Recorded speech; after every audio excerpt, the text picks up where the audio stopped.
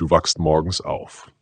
Noch bevor deine Füße den Boden berühren, noch bevor der Tag überhaupt begonnen hat, sagst du einen Satz.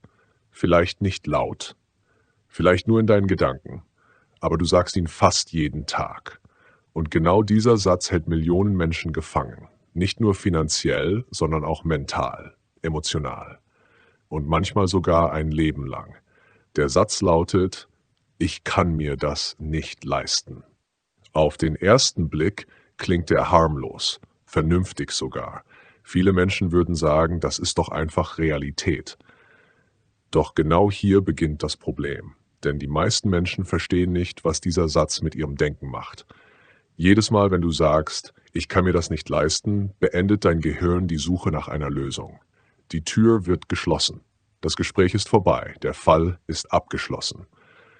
Und plötzlich wird aus einer Herausforderung eine Sackgasse. Aus einer Möglichkeit wird eine Grenze.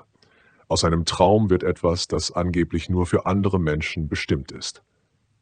Vielleicht hast du diesen Satz schon 1000-mal gesagt, als du eine Weiterbildung gesehen hast, als du ein Unternehmen gründen wolltest, als du investieren wolltest, als du reisen wolltest, als du über ein besseres Leben nachgedacht hast. Ich kann mir das nicht leisten. Und damit war das Thema beendet. Doch lass mich dir eine Geschichte erzählen. Vor vielen Jahren lebten zwei Holzfäller am Rand eines großen Waldes. Beide waren fleißig. Beide standen früh auf. Beide arbeiteten hart. Doch ihre Leben entwickelten sich völlig unterschiedlich. Der erste Holzfäller beklagte sich jeden Morgen. Seine Axt war alt, stumpf, beschädigt. Immer wieder sah er eine neue Axt im Schaufenster eines Händlers. Doch jedes Mal sagte er, ich kann mir das nicht leisten. Also arbeitete er weiter. Tag für Tag, Jahr für Jahr, mit derselben stumpfen Axt. Der zweite Holzfäller sah dieselbe Axt. Doch er stellte sich eine andere Frage. Er sagte nicht, ich kann mir das nicht leisten. Er fragte, wie könnte ich sie mir leisten? Und plötzlich begann sein Geist zu arbeiten. Er nahm zusätzliche Aufträge an, lernte neue Techniken, sprach mit anderen Handwerkern, sparte gezielt. Nach einigen Monaten kaufte er die neue Axt. Sie war schärfer, effizienter, er arbeitete schneller, verdiente mehr und konnte erneut investieren. Jahre später war der Unterschied gewaltig. Nicht, weil der zweite Mann klüger geboren wurde, nicht, weil er mehr Glück hatte, sondern weil eine einzige Frage sein Denken verändert hatte. Die meisten Menschen glauben, Armut beginne auf dem Bankkonto.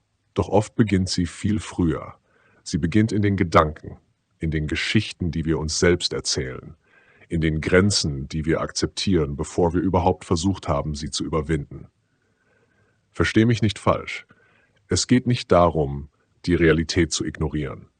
Es geht nicht darum, Schulden zu machen oder blind Risiken einzugehen. Das wäre töricht. Doch es gibt einen gewaltigen Unterschied zwischen diesen beiden Sätzen.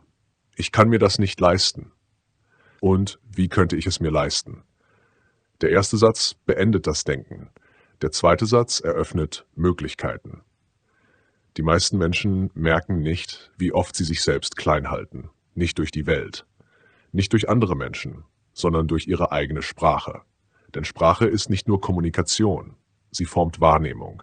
Sie beeinflusst Entscheidungen.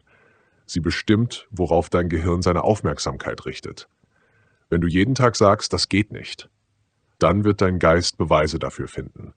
Wenn du fragst, wie könnte es gehen, dann beginnt dein Geist nach Wegen zu suchen. Genau deshalb sprachen die Stoiker so oft über die Macht der eigenen Gedanken. Marcus Aurelius schrieb sinngemäß: Unser Leben wird von den Gedanken geformt, die wir am häufigsten denken.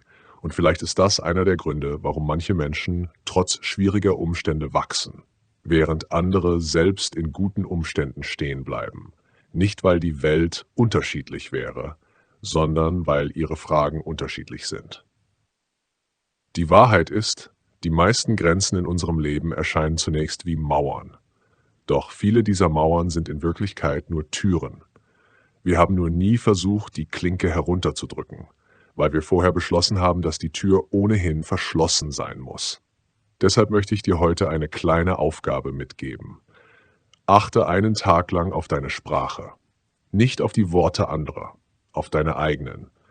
Und jedes Mal, wenn du bemerkst, dass du sagen möchtest, ich kann mir das nicht leisten, das schaffe ich nicht, Das ist unmöglich.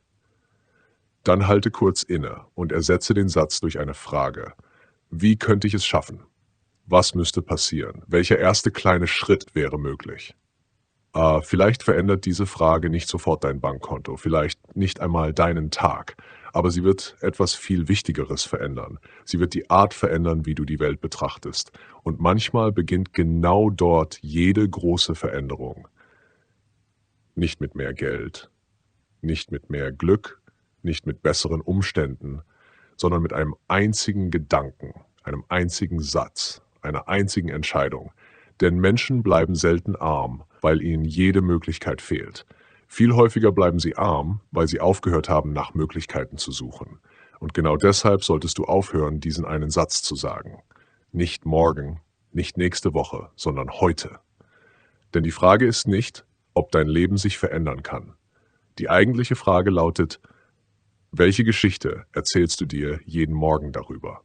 Und diese Geschichte liegt in deiner Hand.